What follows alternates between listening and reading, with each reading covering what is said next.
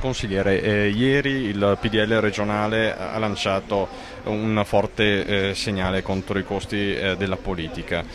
Ecco, è la strada da percorrere questa? Sì, sì, non c'è dubbio. In questo momento qua, con la crisi, le difficoltà che hanno le famiglie italiane, i singoli cittadini, è indubbio che strida il fatto, siamo un po' paragonati quasi come i calciatori, no? Questa casta della politica, quindi io ci sto, io sono un politico anomalo, io ho il mio lavoro, quindi ho fatto politica quando ho avuto un po' di tempo a disposizione per farla, no?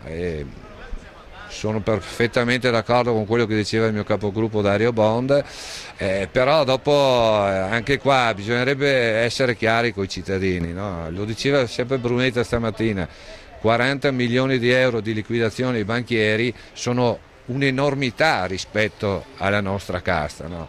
Quegli stessi banchieri che ad esempio a Verona, chi nel 2001 ha comprato azioni delle Popolare a 24 euro e oggi se le trova a 1 euro, i vertici di queste banche dovrebbero spiegare ai risparmiatori veronesi che credevano nella banca di Verona, uguale per la Cassa del Risparmio, ora Unicredito, gente che ha messo la liquidazione, i propri risparmi e che oggi non si ritrova più.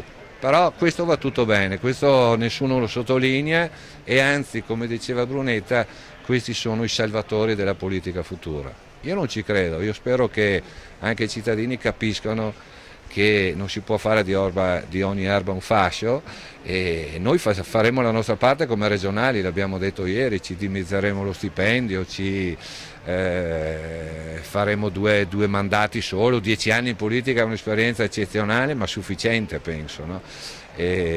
Però ad esempio a me personalmente, tanto per chiudere questo breve intervento che ho con voi, con la stampa, mi piacerebbe, come ho fatto dall'inizio, io a Verona ho fatto il primo club di Forza Italia, allora si chiamava, era ottobre del 93, e mi piacerebbe ancora riprendere in mano politicamente per soprattutto convincere i giovani a occuparsi della cosa pubblica, a occuparsi della buona politica.